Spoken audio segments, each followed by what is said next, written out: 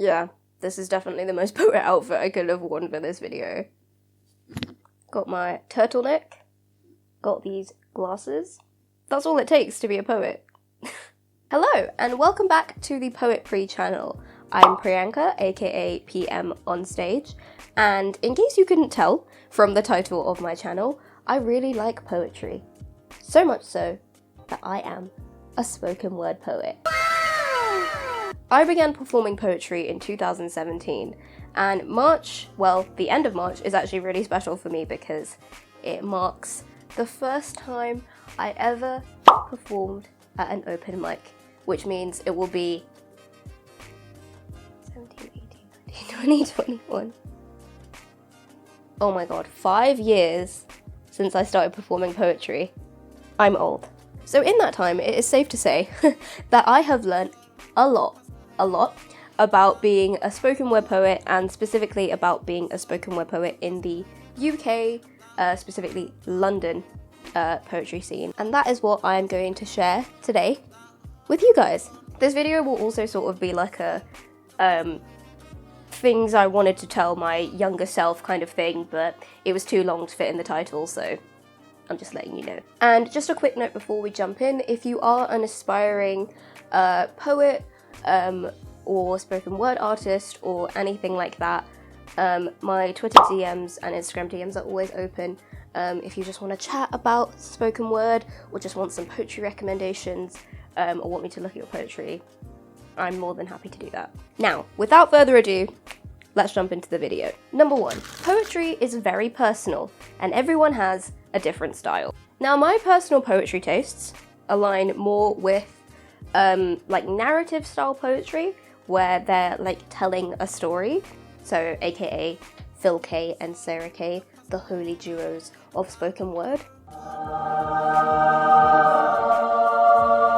However, whilst there are definitely poets like that in the UK, a large portion of the UK scene is also aligned with flow poetry, which has a more rap style rhythm. And I can 100% appreciate it. I think it's really, really cool. It's just not something that I can do and not something that personally resonates with me in the same way. And so I would tell my younger self to not feel bad about literally having a preference. It's fine. No one's gonna hate you for like just liking a certain thing more than the other thing.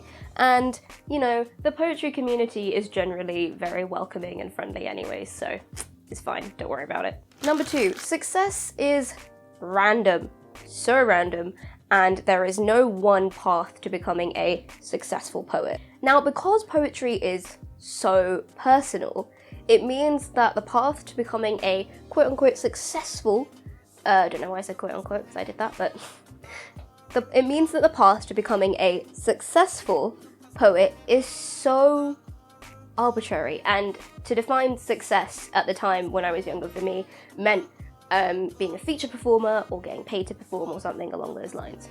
But that's the thing. If poetry is personal, your definition of success should also be personal. And I think that's something that can apply to anything creative. Comparing yourself to other people is going to get you absolutely nowhere. And I have been a feature performer before, but I just wish that someone told me like sooner that there's so many other ways to get your name out there and to be a successful poet. There is absolutely no shame in deviating from what is seen as a normal path to success. Number 3, there is a weird underlying competition in the poetry community. And many poets that I have spoken to about this agree with me. And if you're a poet who's watching this, don't lie, okay? You know exactly what I'm talking about.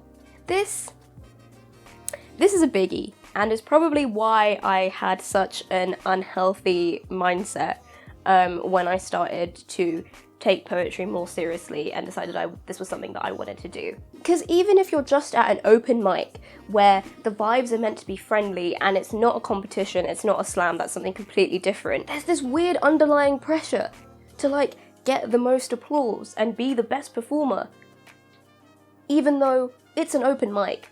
But I tell my younger self, just ignore it, okay? Block it out. Block it out. You do you. Focus on the people who do actually support you and not people who support you. Number 4, slow down when you're performing. No one can hear you when you perform like speed is not of the essence when you're performing. Articulate, enunciate, do some mouth exercises before you go on stage. It will help. Slowing down is a great technique in general for any sort of like public speaking, but specifically with poetry, if you want to like command the room and have a presence. Because even if you're nervous on the inside, it conveys to people on the outside that you're being deliberate with your words and taking your time, and it's a good way of like drawing people in to focus on what you're saying. My advice to my younger self, watch some more Phil K and see how he takes his time with his words. He doesn't let any of them go to waste, and neither should you. Number 5, you don't have to do slams if you don't want to. Oh my god, I wish someone told me this sooner. Slams are seen as a huge entry point for beginner poets, which is dumb, because as I said before, you really don't have to do things you don't want to do because you can make your own path. I only recently stopped attending slams because I was so frustrated with the fact that A, I kept coming second, and B, every single point system for every single slam is different because they're hosted by different people and the audiences are different if it's like based on audience choice. So they're just so arbitrary, I was like, I'm done. I'm not going to judge my self-worth by this competition that has so many factors involved that I can't control. And after I did that, my view towards the poetry community 100% changed, because I wasn't looking at people as my competitors, I was looking at people as other people who do poetry, which is something that you should just do if you're in the poetry community in general. Slams take so much energy and are so nerve-wracking, and I really wish people told me that I don't have to always slam and I can just do something else to do with poetry that doesn't make me as anxious, that doesn't make me almost have a panic attack. Number 6, keep an eye out for opportunities and try to create your own. If you know that you want to create your own path, it's really difficult to actually know where to begin. But a lot of the opportunities that I've been able to secure have just been through finding cool people and cool organizations through Instagram. A good rule of thumb for any creative industry is that the more genuine connections you make with people, with organizations, the easier it is to ask them for a commission or for some sort of paid work.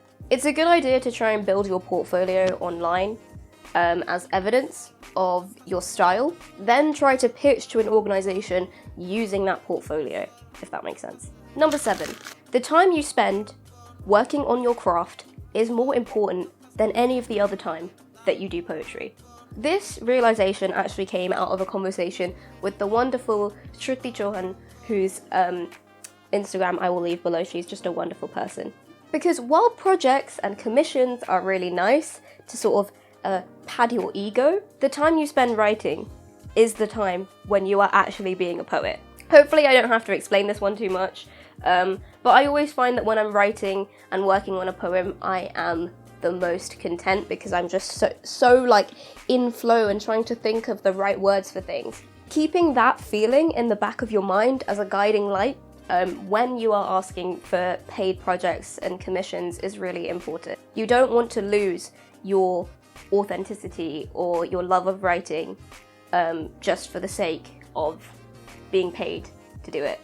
And if you don't feel that spark when you're writing anymore, maybe it's a sign that it's time to move on to something else and then come back to it later when you feel ready. There's absolutely no shame in that. Which moves me on to my next point, number 8. Taking breaks is fine and is something you should definitely do. This is something that I want to go into in more detail in another video about self-care as a creative, so I won't elaborate on it too much, but essentially, no one talks about it. It's just not a topic that I've seen online.